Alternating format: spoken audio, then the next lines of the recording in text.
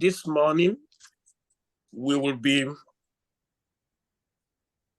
presenting the 18th session of this program, courtesy of the Center for the Impact Center for Great Leadership, which is being funded by the Culture Factor, and it is being sponsored by the Change Global. Our 18th session of Good Morning is dedicated to decision-making, leadership, which we see as one of the great pillars of PSN passion for great leadership. This is the forum where people in management positions in various companies, in government, local government, and other organizations, and society and business owners meet each other. This forum provides the PSN community, the students, the alumni, to share insights, to create new practical knowledge and develop their leadership for personal growth and for the development of the organization and for the progress of the world at large. We have dedicated today to discuss basically on decision-making leadership. And the title of today's program is, Should We Fear the Chinese Competition? Prepared for this is a speaker who is the author of Dragon Tactics and a board member of China-Netherlands Association, referred to as the VNC. And over the years, he has gathered more than 20 years of work experience in upper management role as the Chief Executive Officer, Chief Operating Officer, or Chief Responsibility Officer for retail businesses and brands in China, across the world, covering Asia, as well as Western countries, especially China, Germany, Hong Kong, Japan, Singapore. He has also built a solid reputation as a growth and transformation leader and consumer advocate in sporting goods, fashion, and digital technology. He is a fanatic of consumer, highly consumer focused. He is entrepreneurial and digitally savvy. He has established a clear track record in business turnarounds, rapid growth management, and delivering award-winning results in challenging markets. This has helped him to build strong professional relationship with peers and staff, encouraging them to take the initiative to deliver on business goals. Aside from Dutch language, which happens to be his mother tongue, he's also very much fluent in English and German, with a working proficiency in Mandarin. He specializes in business restructuring and growth, digital transformation, turnaround, performance improvement, finance negotiation, and Dragon Tactics. He's always looking to connect with like-minded professionals from around the world. Ladies and gentlemen, I've just presented the profile of our speaker today, Aldo Spaanjaars. Please, let's see his face. And then when we get to the second part, I will introduce the reflector. So can we see his face and let him start his presentation just right away? Thank you. Good morning, Lyra. Thank you very much for your introduction. Yeah.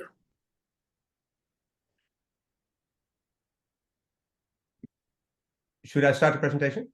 Yes, please. Take off. Arthur, may I have my slides, please?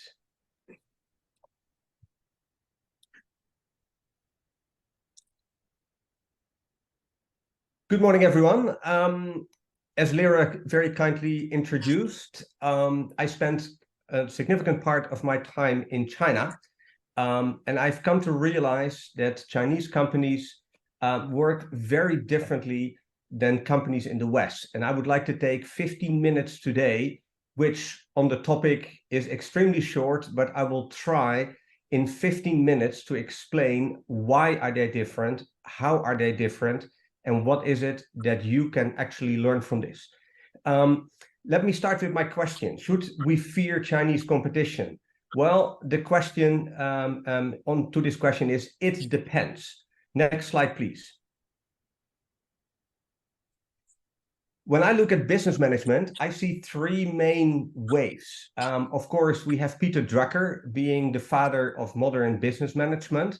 And everything that we know in the West about running a business is very much based on his thinking.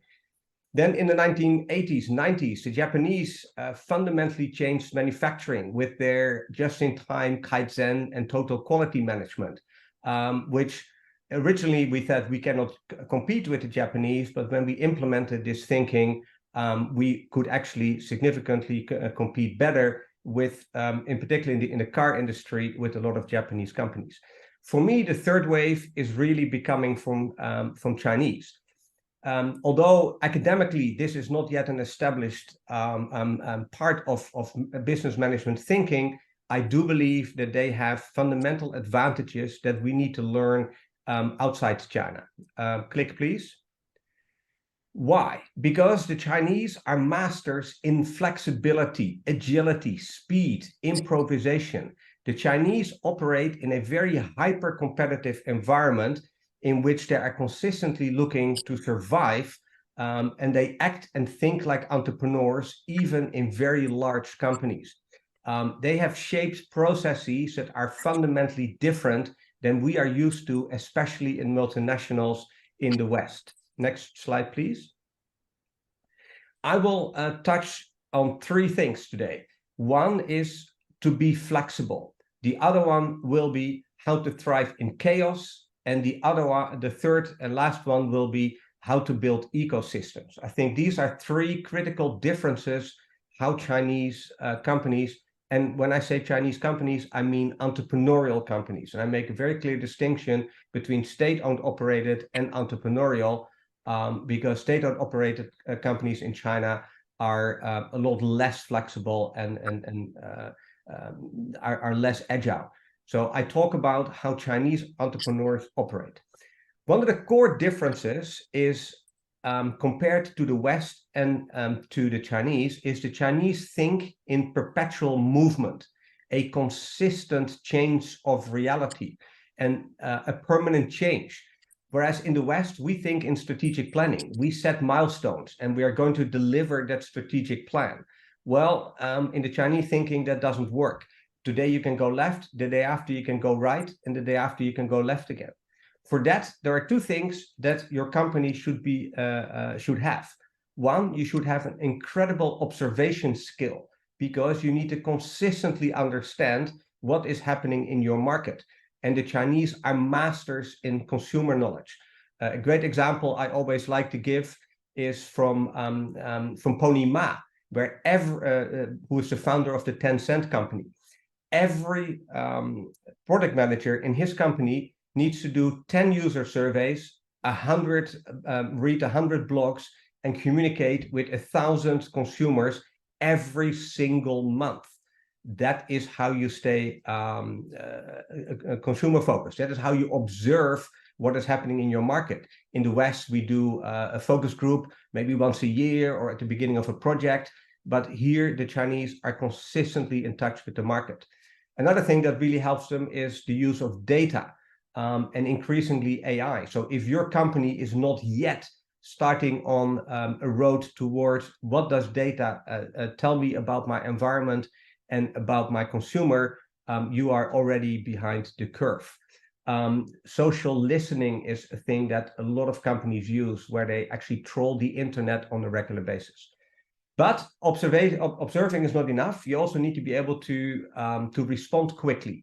In China, you have incredibly fast supply chains, where a Chinese company would launch a product that is not yet 100% perfect. They learn from it what consumers think about it, and then they fastly improve it, and then they produce it in mass quantities. So they can move very quickly because they don't have a lot of long-term commitments. And of course, that is easier to do in some categories than in others, but it is a critical enabler. Another thing where the Chinese are very good at is incremental innovation. In the West, we think too often we go from 0 to 1. In Chinese thinking, innovation is focused on going from 1 to 1.1 to 1.2, 1.3. So if you want to learn how Chinese do that, study the way they approach innovation. because in Chinese thinking, innovation is nothing more than something a little bit new rather than a fundamental breakthrough. So lesson 1, become as flexible as water. Next slide, please. Another thing that is fundamentally different is in Western thinking versus Chinese thinking is the difference between casting your net wide, really understanding what is happening around you. Whereas in the West, we always talk about we need to focus, we need to shut out the noise. Well, in Chinese thinking, it is exactly the opposite. The more noise, the better. But in the West, we cannot deal with noise because we don't have processes that are built towards filtering that noise. That is fundamentally different in Chinese, because in China, an opportunity needs to be taken. Because if you think in survival, if you think tomorrow is your last day and there is an opportunity, you better grab it, even if that is not part of your core strategy. So within Chinese companies, strategizing has a very different notion, as I already said. Things that really help in controlled chaos is continuous brainstorm. I've worked for 2 Chinese companies, and every single day we had brainstorms about solving daily problems.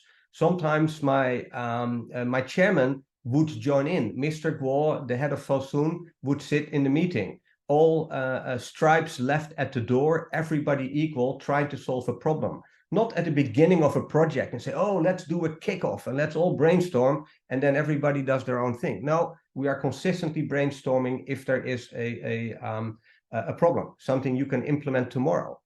Chinese companies have replanning processes. As I already said, you don't have a strategic plan that is fixed in stone for the whole year. At Fosun, I could update my personal objectives on a quarterly basis.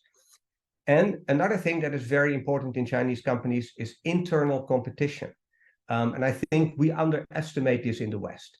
In the West, when somebody competes within a team, you are seen as not being a team player.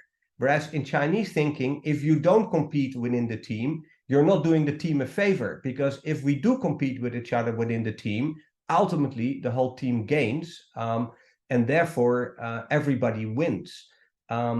A fundamental difference within Chinese companies. A lot of great ideas in China start with internal competition, with several teams working on exactly the same problem and then seeing what ends up. Another mentality in order to thrive in chaos is to really become comfortable with test, fail, and improve processes. In the West, we actually have this because we talk in the West, especially if you know about IDEO, we talk about design thinking. And yet, how many companies are really doing design thinking? How many of you on this call have worked on a PowerPoint for weeks and months and make sure that all the thinking is perfect in your thinking, and then you present it to somebody, and they look at you and think, no, that's not really what I wanted. Design thinking can really help you solve these problems. Have lots of touch areas. Think in 80-20. Things don't have to be perfect. Your last 20% spent is not worth it. You can move much faster and can thrive much more in uncertainty if you take solutions that are not yet perfect, but test them to the forces of the market. And as I said earlier, have fast capabilities to learn and very quickly scale those learnings in the market. Next slide, please. Then the third of my talk today, and believe me, there is a lot more around all this thinking that I'm talking about today. But as I said, with the 15 minutes, I had to start with some basics. For me, a fundamental difference between Chinese management and Western management is the use of 2 things. The use of entrepreneurial thinkers inside the company and the build up of ecosystems. In the West, our companies are very structured, organized. We have a CEO, then we have senior vice presidents, then we have vice presidents or executive vice presidents, and then we have senior directors and assistant directors. We have this entire pyramid of all these layers, and meanwhile, the CEO has no idea anymore what happens on the bottom. In Chinese entrepreneurial companies, the owner will have as many direct reports as is required. That can be up to 30. Organizations are very flat and agile. A company like Xiaomi when they had 15,000 people, had only 3 layers of management: the CEO, his co-founders, and everybody else. And they organized their business based on projects. They would not have a department. No, you wanted to develop a new project. You had to find a system engineer somewhere among the 15,000 people. And you had to find a hardware engineer, and you put a group together and you start working on the project. And if the project is finished, you disband the project. Another critical element is Chinese companies are very much centralized. So the boss makes all the decisions. And you would expect that then becomes very stale and difficult to operate. The opposite is true, because within Chinese companies, although they're centrally operated, they're actually very decentralized on a daily basis. So I think how to be decentralized in a central organization, I think, is something you should study further, because there are some very interesting concepts there. I would like to have one other focus, and that is on shared ownership. We talk in the West a lot. Every CEO I've ever spoken to or have worked for said we need to become entrepreneurial.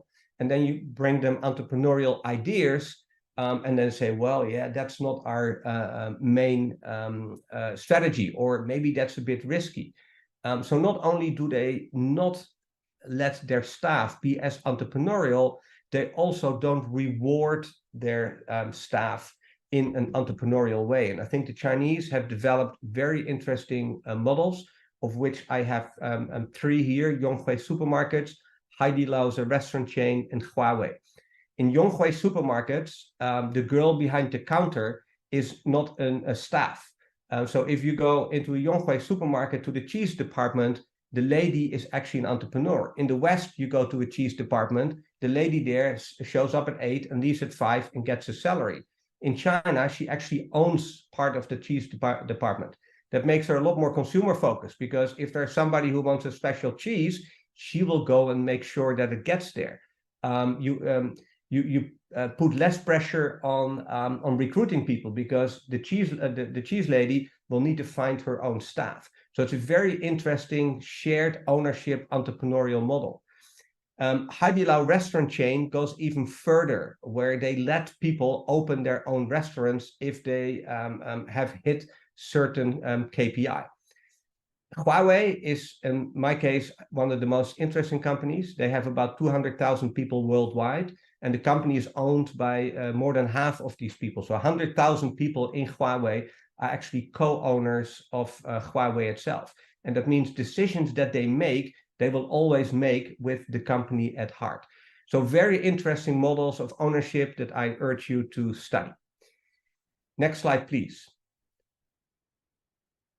For today, that is my final slide, because I'm going to answer, should we fear Chinese companies?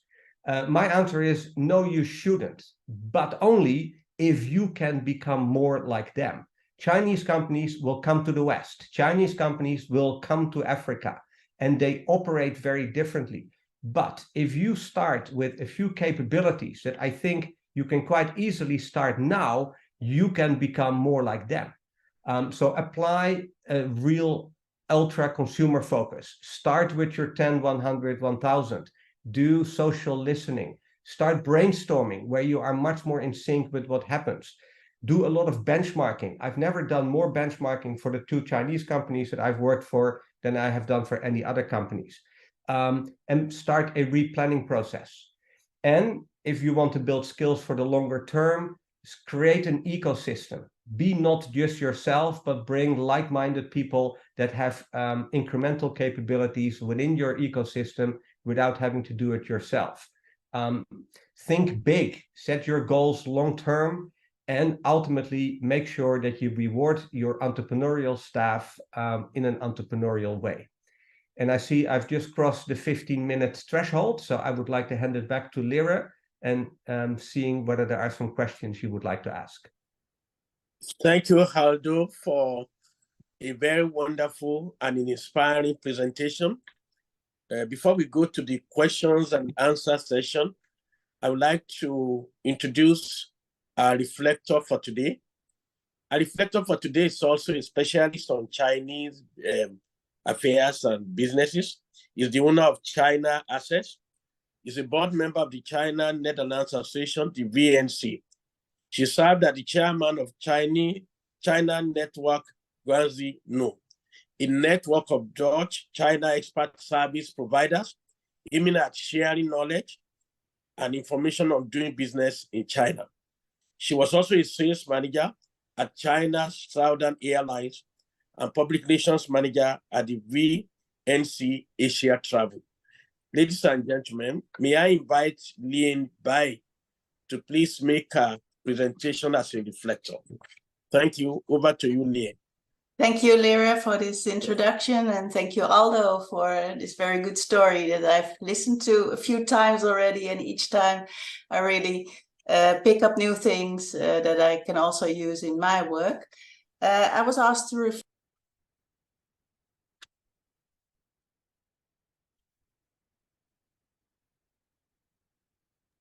Je geluid is weg. We are not hearing you. So, I got muted, I'm sorry. Sorry. I was asked to reflect on Aldo's presentation, and I'd like to do so from my own experience and my own specialty, which is business culture and also Chinese mindset. When I saw Aldo's first slide, he said that maybe the Chinese way of doing business management would be a third wave of business management in a VUCA world. I saw it on your slide, and VUCA stands for volatile, uncertainty, complexity, and ambiguity. And I think these four things are just the natural habitat for Chinese all over history, I would say. So it's really in the DNA to navigate in this uncertain world. So I really think that taking on board Chinese mindset factors is really useful in your business management styles. When I go into reflecting the other input of the presentation, I think what Aldo is mentioning is explainable really from the Chinese mindset itself, of the blueprint of the mindset of the Chinese itself, which is designed 2,500 years ago, starting with Confucius, with Lao Tzu, with Meng Tzu, with Zhuangzi, many scholars who have set a mindset that we are still seeing today. For example, this flexibility that you are mentioning, that you need to be as flexible as water, I think it comes from the Taoism that the Chinese have taken on board, that you need to go with the flow and follow the forces of yin and yang. Maybe it's conceptual, but it's also a way of being really agile, living in the moment and making your decisions on crossroads every day, going left, going right. That's really into this Taoism as well. It's an empirical way of thinking, meaning that you are learning by doing things, by experiencing things. And that's really in the DNA of the Chinese, and making them capable of doing this agility and moving in uncertainties. When you mention you need to thrive in uncertainty, I would think it's also in their DNA because they are in a high context culture. So they have to consider many factors, many context issues that they take on board before making a decision. And as for ecosystems, it also goes back centuries ago when the Guanxi, the network factor was installed in the Chinese society. So the Chinese are really comfortable in working in a network. They can do without. It's the second nature of using your Guanxi, your contacts, your relations for decision making and for going forward. So having a family structure and building an ecosystem is not something they do consciously, but maybe unconsciously. So that would be my reflection on the three issues in your presentation. I was also thinking about it, how to implement this in the Western mindset, because that would be taking time and taking a lot of moderations, because we are analysts, we are logical thinkers, we think more in a structural and planned way. So that will not go in our mindset naturally. It really takes learning and trying and finding out that it really works. So yeah, I think with this statement, I give the floor back to Lera and the audience to maybe address more questions on Aldo's presentation. Thank you, Lorraine and Aldo, for a very beautiful presentation. Their presentation have rather addressed the question, should we fear Chinese competition? Rather than fear it, they want us to embrace Chinese approach to managing businesses. Based on, we need to have a change in mindset. I was introduced to the Chinese way of doing business by the global president of BSN, who was kind enough to give me a book. And going through the book, I realized the fact that there's a lot of things we can learn from if we have a change in mindset. If we look at the beauty of Confucius, a great philosopher who 2,500 years ago said that what I hear, I easily forget, what I hear and so on and so forth, which is the basis and foundation for today's modern action learning. And so we learn by doing or experiencing things, and we need to work on continuous improvement program and Lean Sigma. Under the Q&A, before I ask other questions, before I look at other questions on the text, I would like to ask Aldo, what is the relevance of this discussion today, particularly to the rest of the world, especially the Western world, who has a lot of fear about Chinese competition, and they are almost paranoid about it, or in African countries where they fear Chinese domination. So how should we undo it? Over to you, Aldo.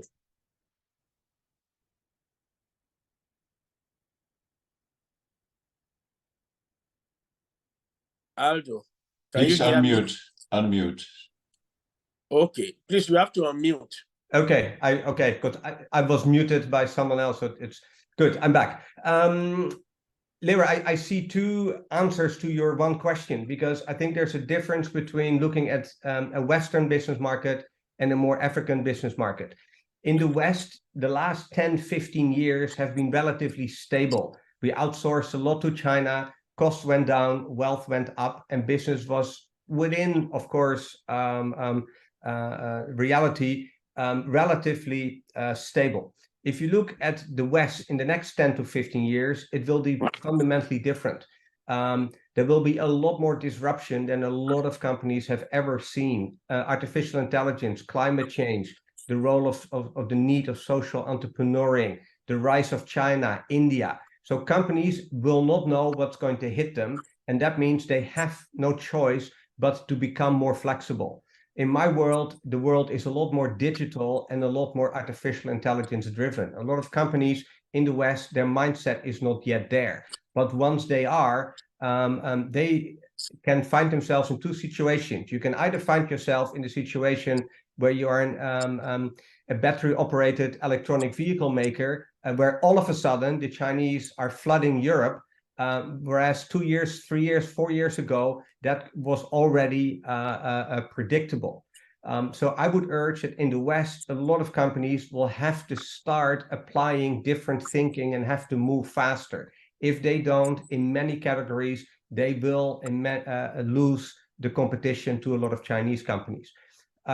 For African companies, part of it is the same and part of it is different, because in African markets, we're still more at the beginning of the cycle. So a lot of companies are still more entrepreneurial. The leadership thinks more entrepreneurial. The leadership will be used more to think in survival, because as an entrepreneur, tomorrow could be your last day. So this puts them at a natural advantage already versus the Chinese, because they can probably keep up with some of the thinking. I don't know enough yet about African companies in the way they can be agile, in the way they can, in the way they're being managed. But I think also there's a lot to learn for African companies about how to get organized, about how to be consumer oriented, about how to use data. Because obviously the one good thing about Chinese companies in Africa is that they bring their platforms which can help you collect a lot of data that you can use and turn into understanding both at the consumer level or at the customer level. So I would say for every African company, apply Dragon tactics quickly, and then you will certainly don't need to be dominated within your category, within your own market. Thank you so much, Aldo.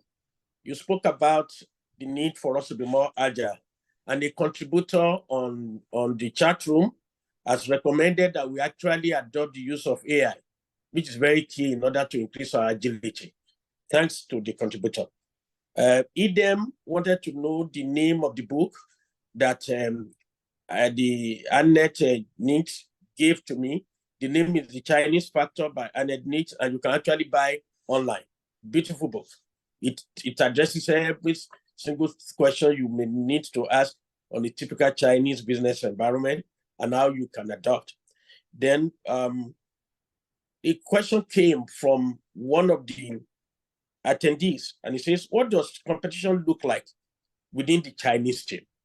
What does competition look like? Because you said they encourage competition, and yet they are in teams. And from the Western angle of knowledge, teams don't compete within themselves, they cooperate to create synergy. So what does competition look like? When I was hired at Fosun, my boss could not agree with her boss about hiring me. Her boss suggested, he had his own candidate, and her boss suggested, let's just hire both and give them 6 months, and let's see who performs better. And then we keep the one that performs better, and we'll find a solution for the other one. So the Chinese think in consistent competition, and that means also within a team. So in the Chinese companies I worked for, I was consistently being challenged by my own staff, by my peers, whether or not my solutions were really good. As I said, we did a lot of brainstorms, and in those brainstorms, everything is being challenged and everything is being discussed. Whereas in the West, we call it office politics, where if one colleague puts pressure on the other colleague, people get all upset. Well, from an individual point of view, that may be the case. But if one colleague sees that the other colleague is not really adding value or not moving quickly enough, why could you not put pressure on that person? So it is for Western thinking, where we think a lot more from an individualistic point of view, more difficult to accept that somebody can criticize you in public. But in China, they do that with the notion that the collective wins. We are not in a Chinese environment, the thinking is not individualistic. An individual is there to contribute to the team, and you better do that to your 110% performance. And that is how you can compete within a team in China and still be accepted within the team, as long as you scale up your performance. This is fantastic.